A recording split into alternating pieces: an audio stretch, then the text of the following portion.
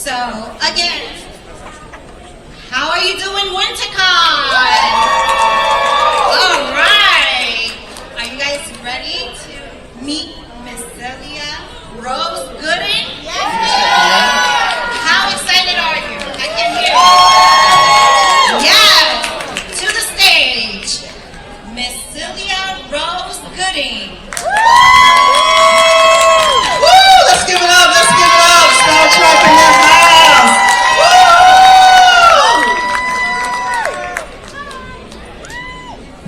Hi everyone. This is my first wintercon. Thanks for having me. That's right.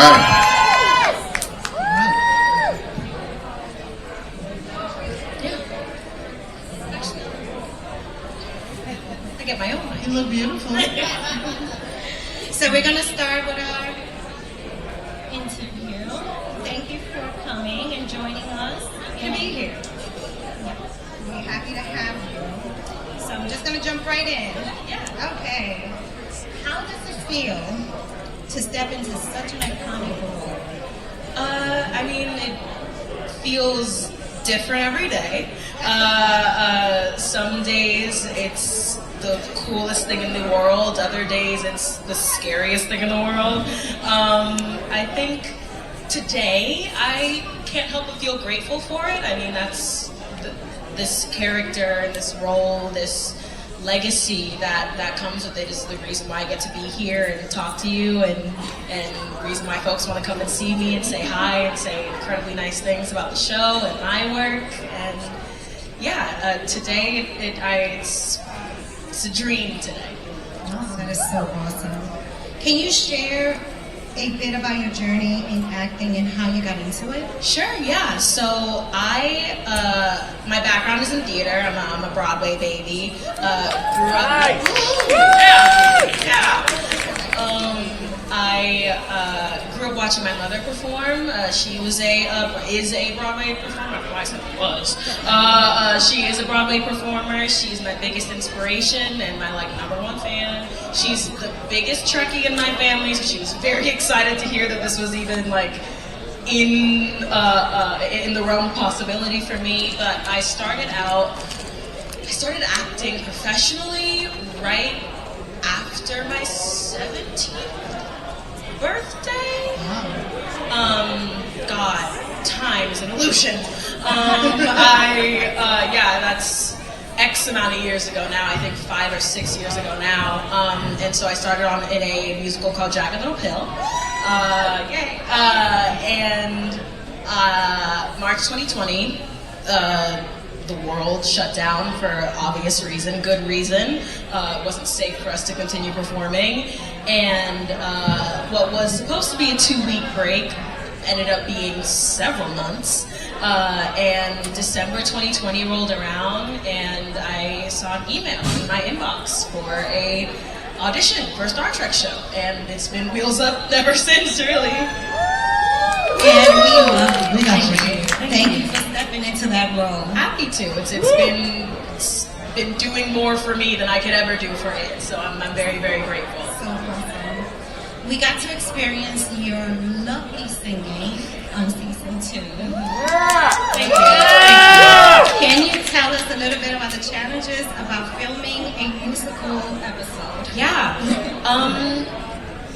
Honestly, working in such an established franchise on a streaming service that knows how to take care of its running of the show, they made it really easy for us. We recorded the songs first, which was, I think, the smartest idea. So we recorded the songs first, did choreography rehearsal on the weekends in the bridge, and then during shooting, we were able to sing along to our voices so we could find where the breaths happen. We could make it look as realistic as possible.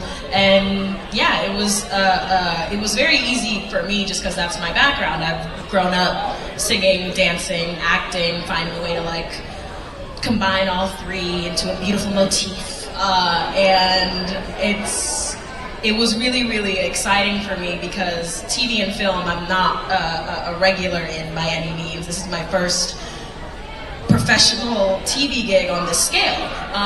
This is my first TV job ever. And I remember feeling such a relief when they said we were going to do a musical episode. I was like, finally, something I'm confident in. And so, yeah, it felt really good to be able to showcase a character that has always been a performer. Uhura was a performer before I was born. And so it was wonderful to be able to donate that piece of myself. I love singing. Singing is so intimate to me. It's so personal to me. I've been singing before I've been speaking, and so to be able to... It shows. Thank you. And so to be able to do that in a character that is so beloved, to be able to showcase another side of her, another piece of her that people are able to fall in love with, it was a treat. I'm so lucky. You are. It was beautiful. And thank you for sharing your gift with the world. Happy to. It's literally why I was born. Let me ask you, are you alto or tenor? I'm kind of wherever they put me. I'm really, I have my mom's voice. My mother's a beautiful singer, and I've been really, really blessed to have been working on my instrument longer than I really ever called it an instrument. And so my range, not to toot my own horn, Tune it.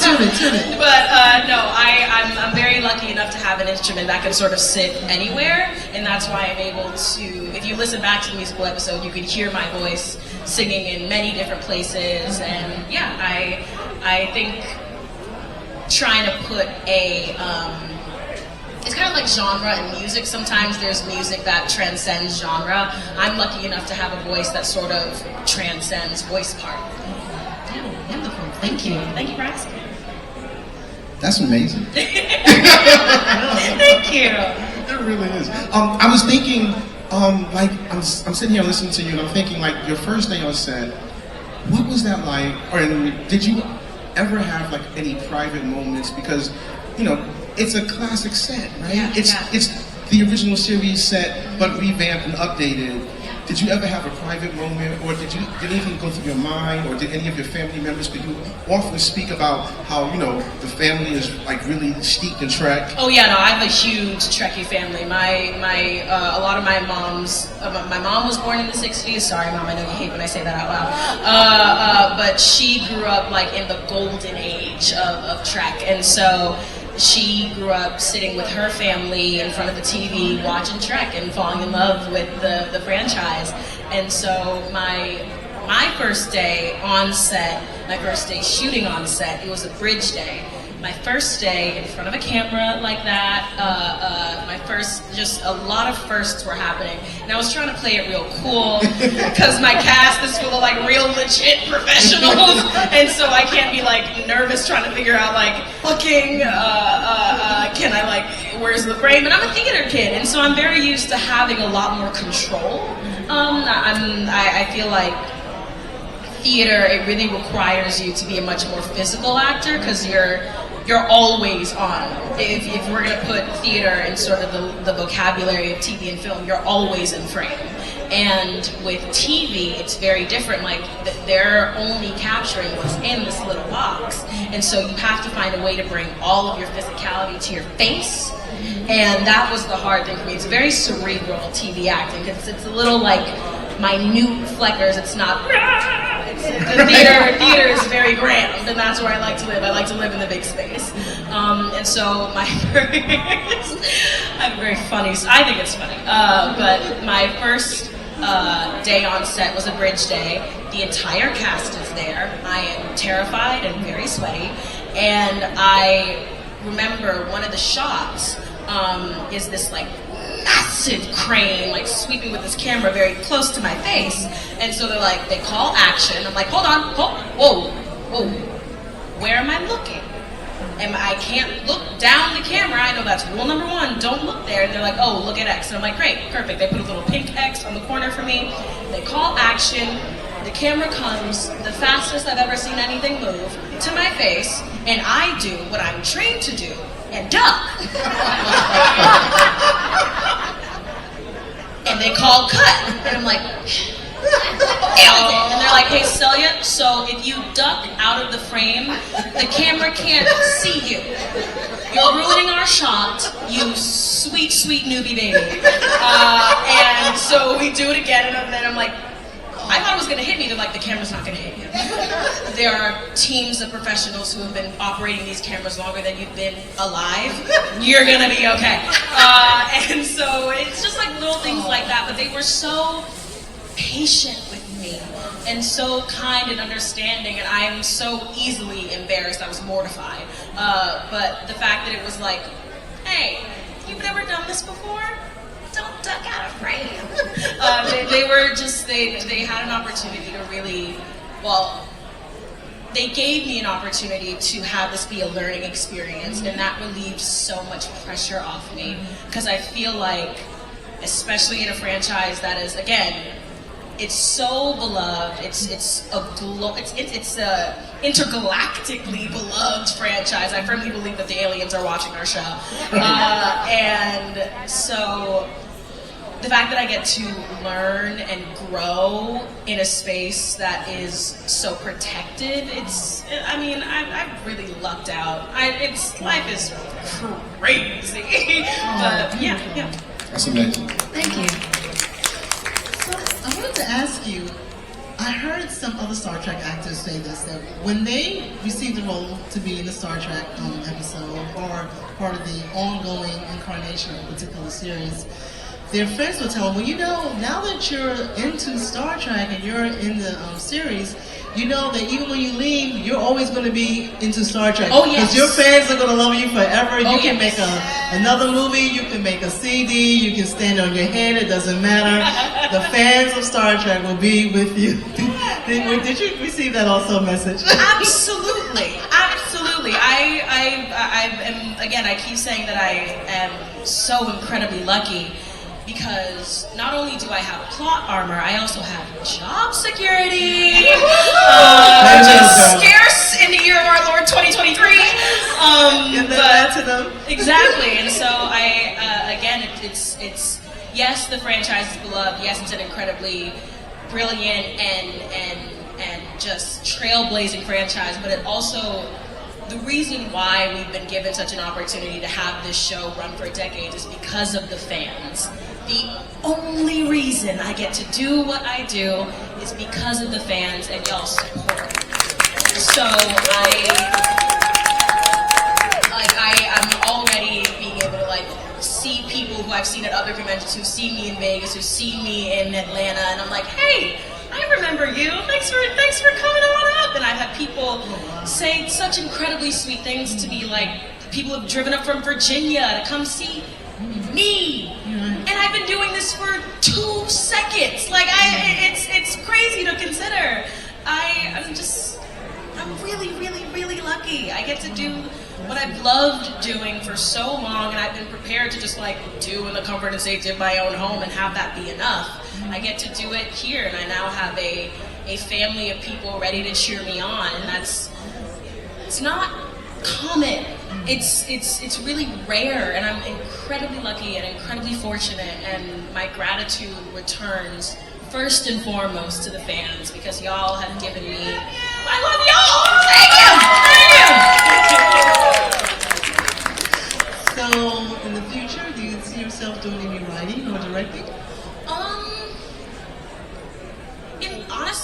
Honestly, in the future, I think part of me wants to be this super cool Issa Rae-esque multi-hyphenate and do my own thing, but also part of me just wants to make enough to take care of my mom and my sister and buy my mama a house, and then I move into the mountains and y'all never hear from me again.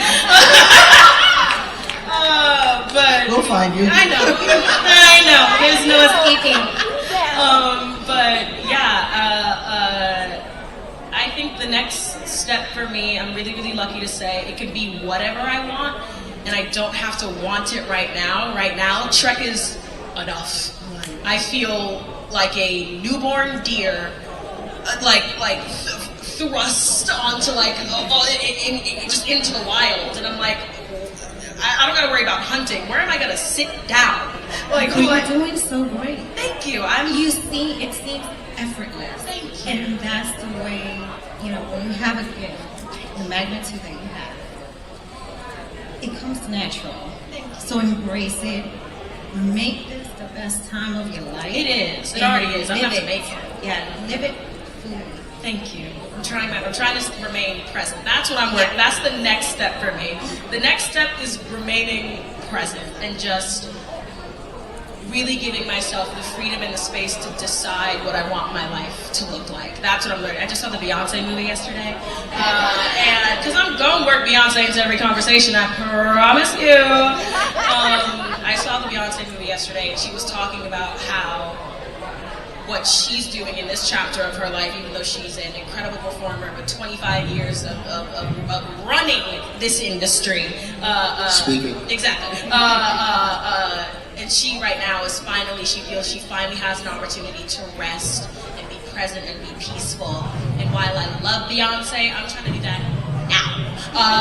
And yeah, so that's remaining present, remaining joyful, remaining grateful, taking care of my family, taking care of myself, checking in on my inner child, keeping my inner teen satiated, that moody girl.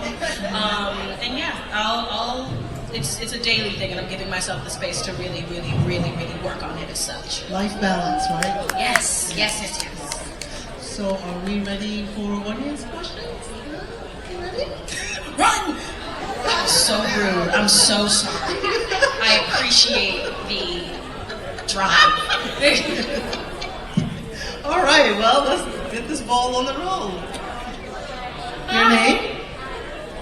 Can we get the mic on? Is it on? Oh, he's coming. He's got it. The mic is on. Hello. Hi. Right? So, first of all, I love the show. Thank you. I love how creative it is and how it's not afraid to sort of like dip into the goofy OG series vibe. I was wondering, what aspect of Uhura's personality are you happy to, that you had a chance to sort of bring in to the show? Because, she had a lot to do in the first series, but you see a lot in the movie. She's kind of sidelined, so it's exciting to really get her. So, what part did you really want people to see of her personality? That's a good question. There are two main things, really. Her honesty and her curiosity. Beyond what is available to her, but her curiosity about what she wants to do for herself. I think the thing that I fell in love with when watching TOS and really studying this character, I really admired her confidence. I admired her ability to just know what to do and do it.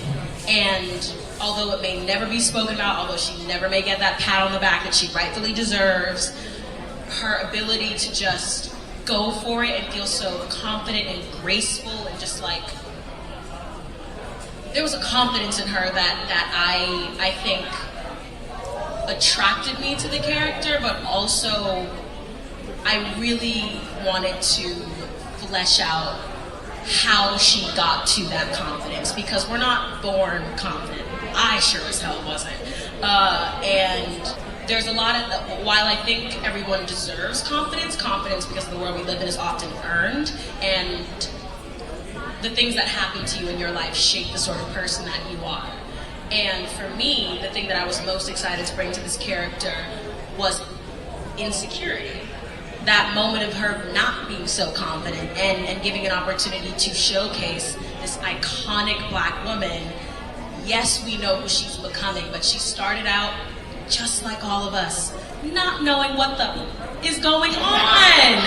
And being able to say, hey, I don't know if this is for me, but I'm qualified to be here anyway.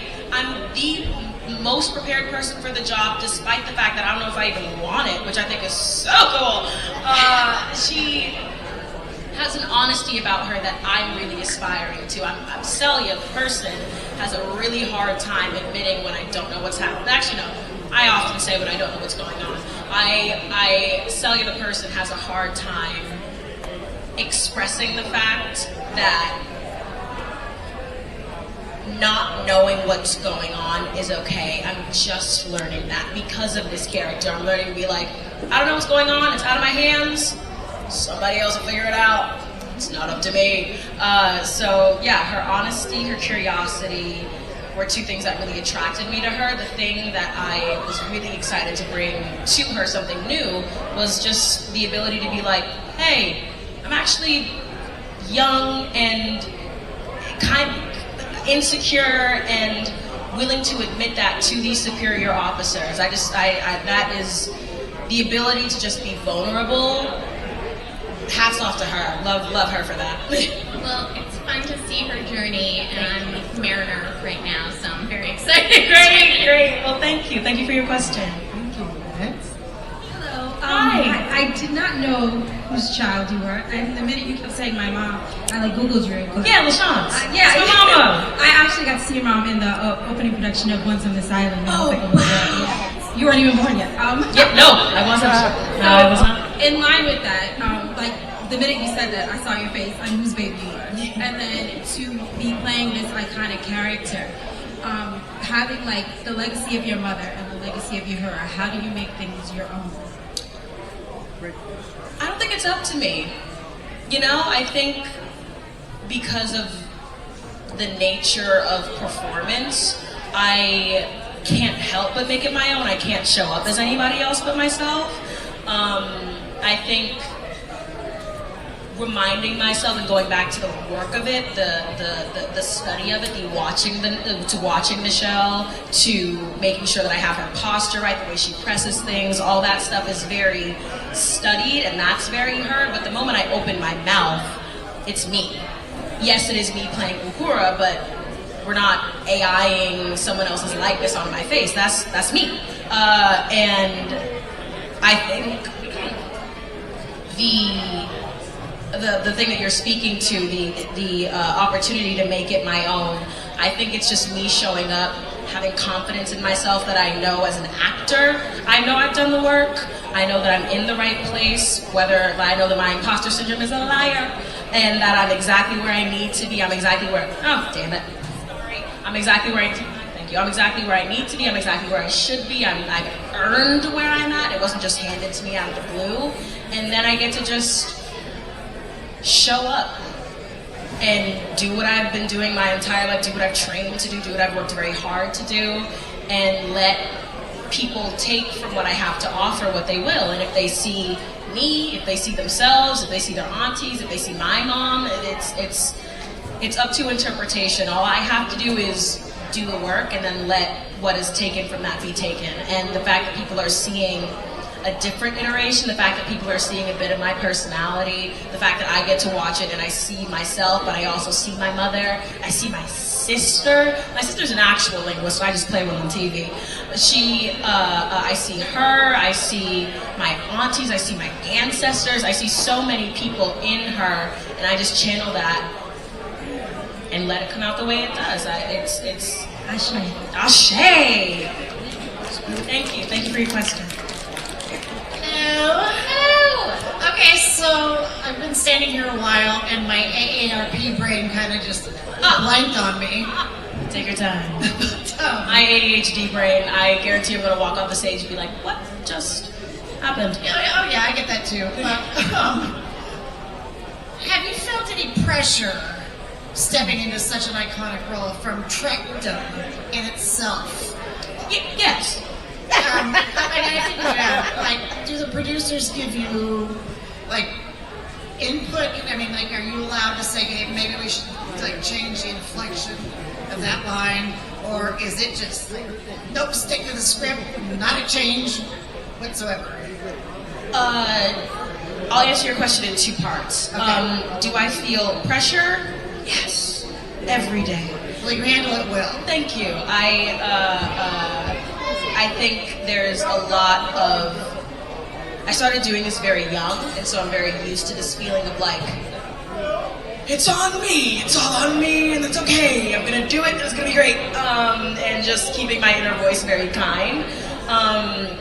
The producers and our showrunners, they give me so much freedom. That's great. They allow, it's almost gotten to a point where I'm like, hey, I know you love me, but I can't put too much of myself into this character because then I'm just turning her into me and I'm not acting. I'm just showing up and being my fun self every day. But the showrunners give me so much freedom to be like, does this work for you? Does this ring true for you? Is there anything you want to try? They really give me, I describe it as like a coloring book. They give me the lines, but I have like an 84 pack of Crayola markers with a sharpener in the back, and I'm coloring it in however I want. And I'm just really incredibly fortunate. So do I feel pressure? Yes, but it's self-inflicted. I'm the one who's saying, don't fuck it up. It's Celia Rose. There's a lot of money lining on this. And then the other part of me is like, they already made the mistake. They let me in. I know the scripts, and they're in my email, like my name's on paper. So now I get to do the fun part of being like, you fools, you're giving me far too much freedom. And so I'm doing it, I'm doing what I can. Well, for what it's worth, I've never read an unkind word about you in any Star Trek forum or group. Thank you. Only positive. So Thank you so much. I appreciate it. Thank you. Hi. So Hi. I'm a big fan, and I have one question. Yeah. What was your reaction when they told you you were doing a musical episode? Thank God. I was surprised first. I was like, oh, musical episode of Star Trek? They're gonna blame this on me. They're gonna say, well, they brought the Broadway girl in there, so of course they're gonna do a musical. But actually, as we all saw in the episode, our cast is incredibly talented. I'm a firm believer if you can talk, you can sing. You might not like your singing voice, but you can do it. And yes, my initial reaction was excitement, relief, and then intense anxiety. Along the lines of like, I have Broadway credits, I have a Tony nomination, I have a Grammy Award. Like, there's a lot. I didn't feel like no one told me I had to prove myself, but the inner liar in the back of my mind is like, prove it, girl! You mean it? You promised you're a performer? Like, that's that inner voice. So I'm such a water sign, but it's a different feeling in every moment. But my initial feeling was like, this is something I know how to do. Oh God, this is something I know how to do. Like, there's no way to be like, well, I don't know how to clap on the 2 and the 4. Like, no, I know how to do it. And so, yeah, that was my sort of thought journey, if that makes any sense. Thank you. Thank you.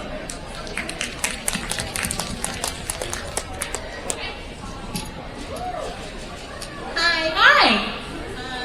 I want to say a couple of things. Yeah. First thing, thank you for bringing Uhura to a whole new generation who wouldn't have no idea who she is if it wasn't for you. Thank you. And two, just out of curiosity, because as an old-time Star Trek viewer, we're realizing when we met Uhura, she was already Uhura. Right. Through you, as someone who's older, I'm getting to see her in a whole different light because we never had Uhura's origin story. You're bringing us her origin story. How do producers and the writers and everybody prep you for the origin story of someone so iconic? A lot of meetings, a lot of Zoom calls, a lot of like me asking silly questions and them being incredibly patient and understanding. I don't want to spoil too much because I don't know how much people have seen, but her beginnings are quite bleak. They're dark. She cannot now because I am establishing canon, which is crazy. Canonically,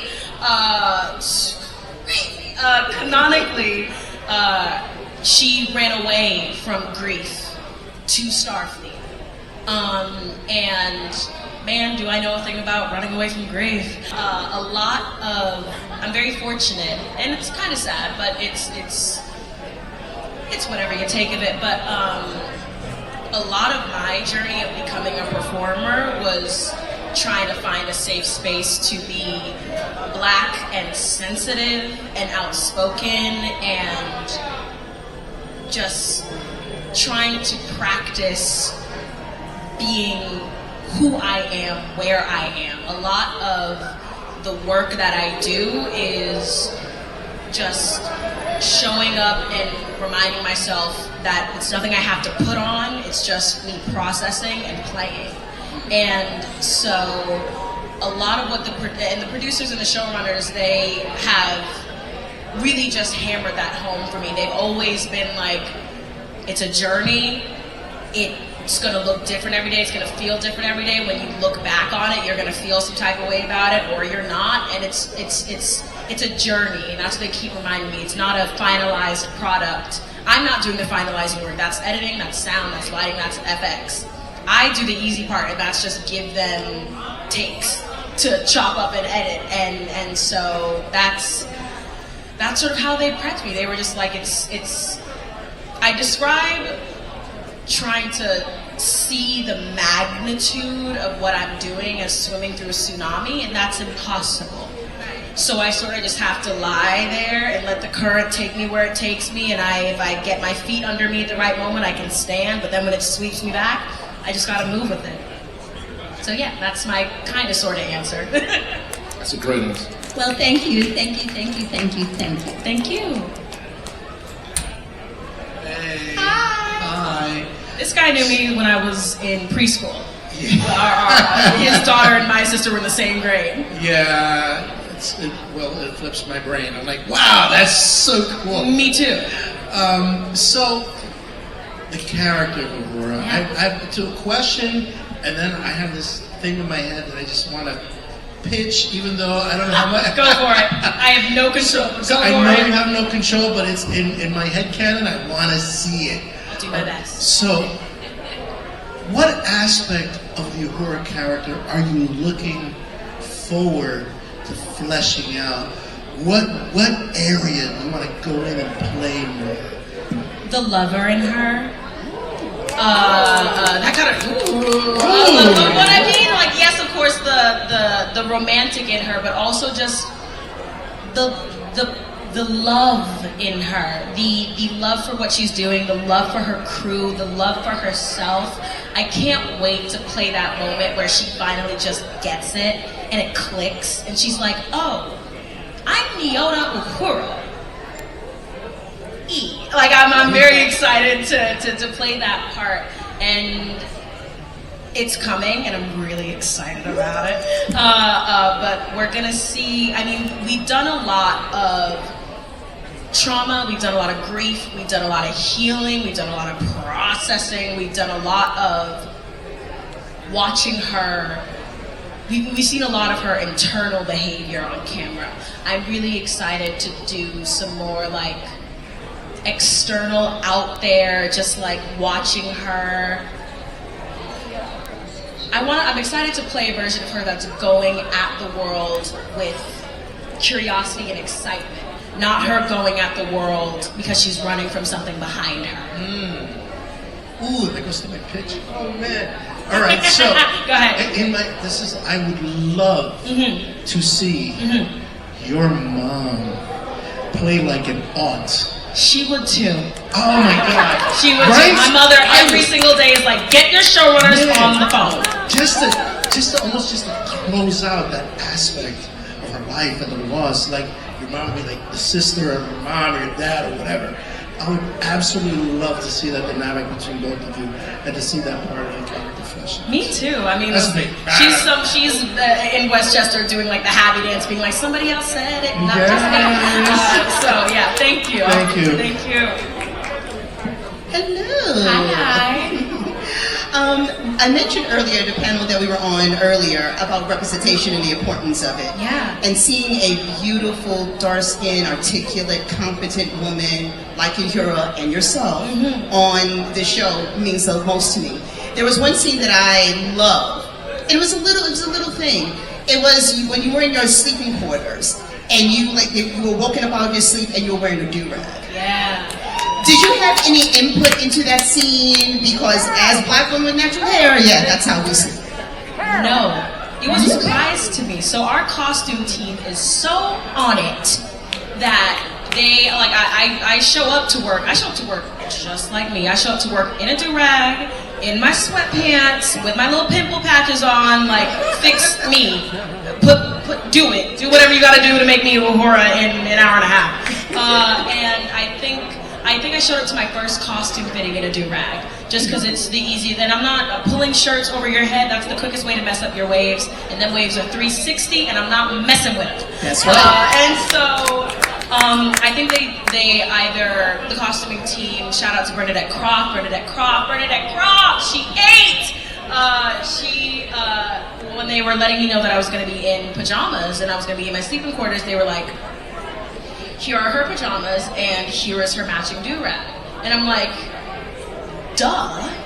Obviously she would have, she's not sleeping on a cotton pillowcase with no hair protection. I don't care what year it is. Technology has not advanced that far.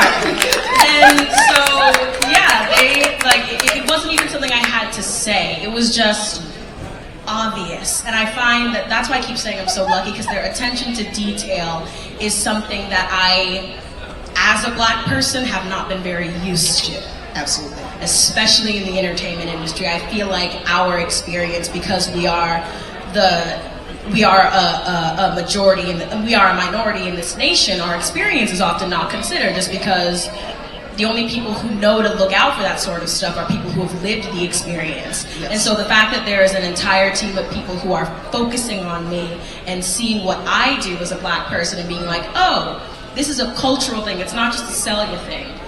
Black people wear do-rags, we wear bonnets, we tie up our hair, it's not, I can't put my hair in a ponytail and go to bed and wake up and throw my hair into a messy bun. Like, it's just not the way my hair works.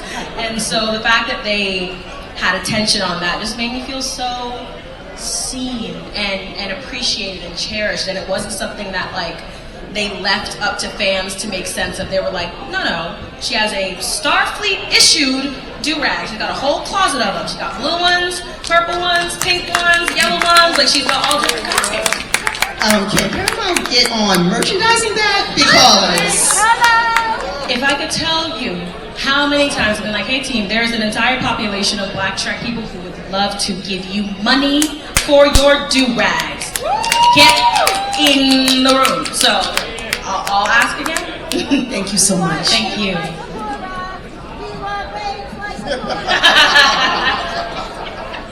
Don't hate me now. Since I'm a human person, I've always been aware of Star Trek. A lot of the TV I consume is garbage reality television. That's like that's my safe space. And so when I found out that this is something I was auditioning for, and when I told my mom, she was like, clear your schedule, I don't care what's going on, we're gonna fill the biggest bowl we have with popcorn, and we're gonna sit down and we're gonna watch TOS in order. And the episode that I fell in love with Uhura was the Charlie X episode, where she's singing in the I'm gonna call it the wrong thing, it's not a mess hall, what's it called, the canteen? Where, huh? The mess hall. I know my franchise. And she's singing in the mess hall, and I love, like, Nichelle's a dancer, and you can see it in the way she points and the way she, like, allures. I just find that so hypnotizing. That's a hard H. Hypnotizing, and that's when I was like, got it. I knew her. I knew exactly who she was in that episode, and And whenever I get confused or I'm like, what am I doing? Who is this person? I go back and I watch that episode, and it grounds me, it centers me. And I have a whole playlist, it's a whole thing. Yeah, that's what made me fall in love with her. Thank you. Hello. Point up. This way. You're quite tall and very jealous. Okay. What is your go-to on-set time killing dance number or song, and how frequently is it affected? Yeah. So I have a whole playlist for Uhura. It's like 3 hours long, but each season I feel like she has a different theme song, I guess. Season 2, her song, I'm trying to answer your question while also, because I really don't, when I'm not on set, I'm somewhere horizontal with my eyes closed. Like it is Zen moment. And so if I'm ever trying to kill time and I don't want to be on my phone or reading some fantasy novel on my Kindle, I'm listening to my playlist, and there's so many like incredible songs in there. I have Shaka Khan on there, I have Stevie Wonder on there, I have the Isley Brothers on there, I have Alex Isley, who's my favorite singer. There's a song of hers called Go for Gold, and that was my like inner monologue. The entirety of season 2 was just like, it's the song is basically about go for it because you'll never know if you don't. And that I feel like was Uhura's story season 2. It was just like, she's not gonna know what it's like to be a Starfleet officer until she's actually accepted the fact that she's a part of Starfleet. So she's gotta go for it, she's gotta do the scary thing, and that's place roots and form connections and develop relationships that mean something to her so that she can go for it and really give all of herself to something. And so Go for Gold by Alex Isley is the jam. Everything Alex Isley has ever put her golden little vocal cords on is a masterpiece, but Go for Gold by her on, I think it was her, it doesn't matter, but that was her season 2 moment, absolutely. Thank you. Thank y'all for your wonderful questions. We got one more. Do you have, hi again. Hi. Do you have any hints that you can give us about season 3, where her journey is going, or the show in general? Space.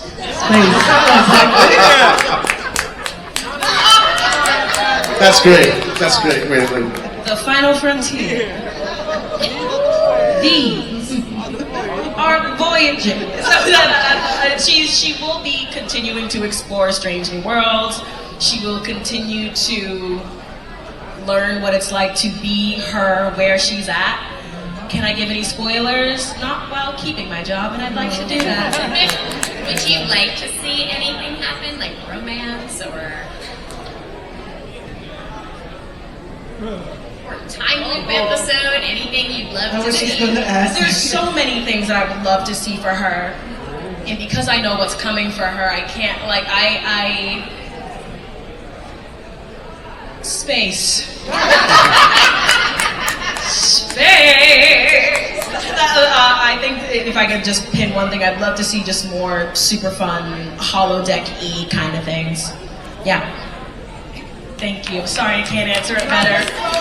They are always watching me. Exactly.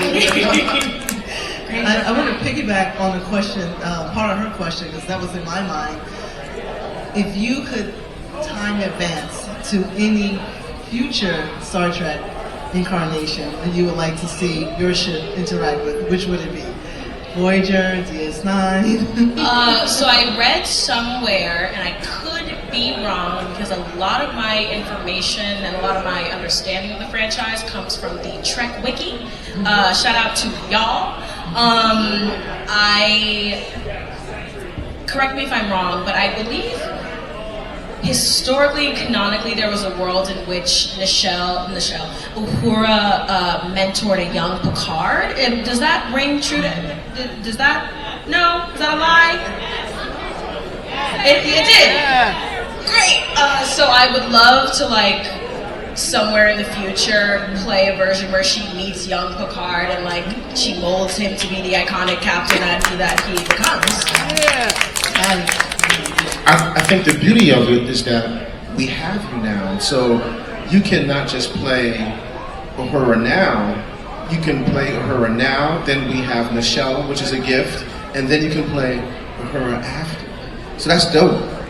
I want to be, listen, love this franchise, love the universe, love the idea of doing something else. If I do Star Trek for the rest of my life, I'm so sad. I'm good. This could be my life forever, and I'd be so happy, and I think my life is perfect, so yeah.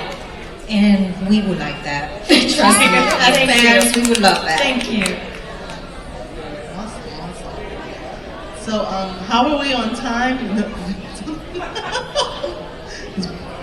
We have 5 minutes. Okay. Closing reflections?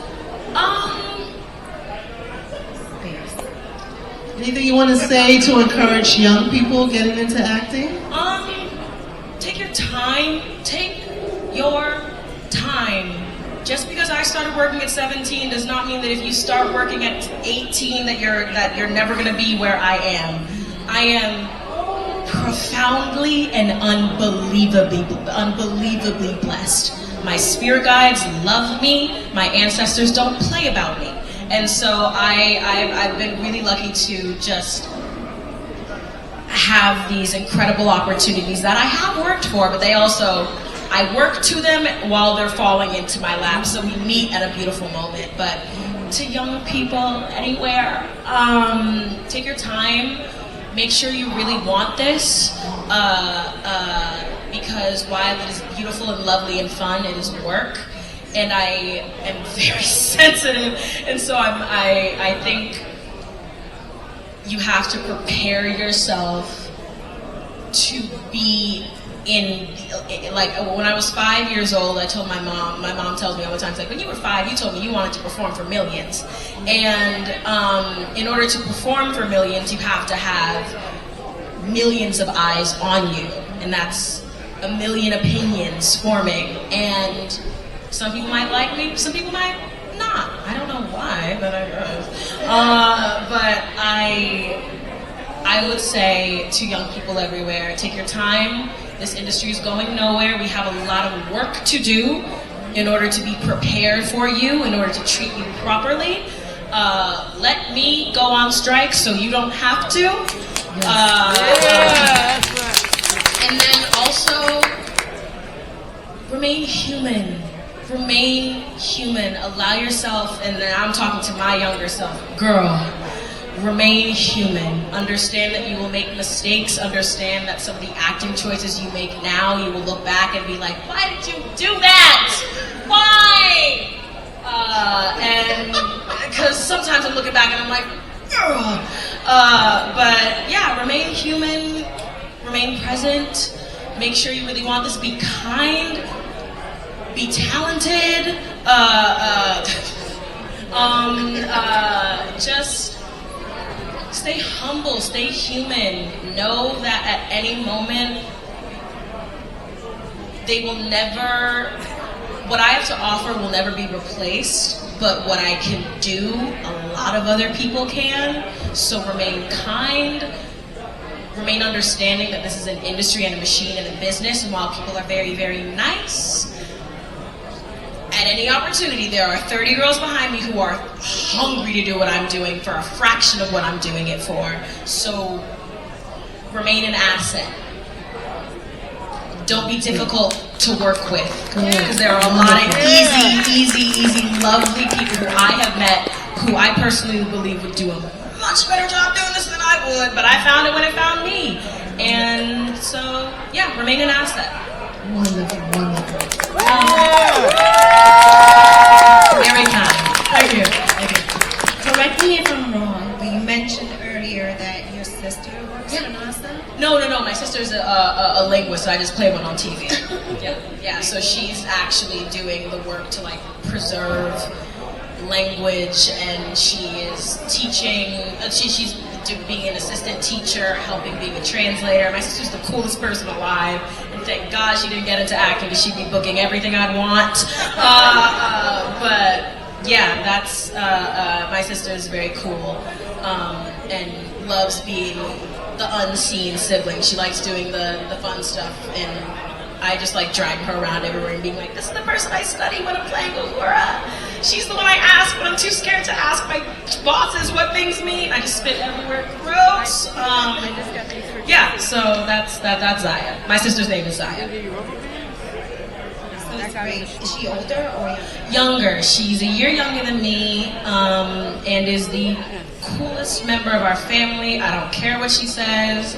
And it's funny, a lot of the characters that I've had an opportunity to play have reminded me of the parts of my sister I want to download, and I want to sort of absorb her. My sister's a very honest person. My sister's not somebody who will like give it to you soft. She is very blunt and honest and matter of fact. And I'm such a chronic people pleaser. Like, I'm so ready to shed that and be just reminding myself more like my sister. She's cool. The coolest member of my family, and I'm so glad she's not on social media because y'all would fall in love with her and forget about me, and I can't have that. You know, I think we've already seen so many different sides of not just you, but you're showing us so many different sides of Uhura that I'm excited because in the original series we saw her, but they were all glimpses. Blinks. Blinks, right? Yeah. And so now what we have the opportunity to is to see them, but full episodes. Yeah. And that is, for me, just speaking for myself, and I know hopefully for y'all too, is that we get to see this over seasons. And I'm really, really excited. I can't die! I'm a red shirt, can't die!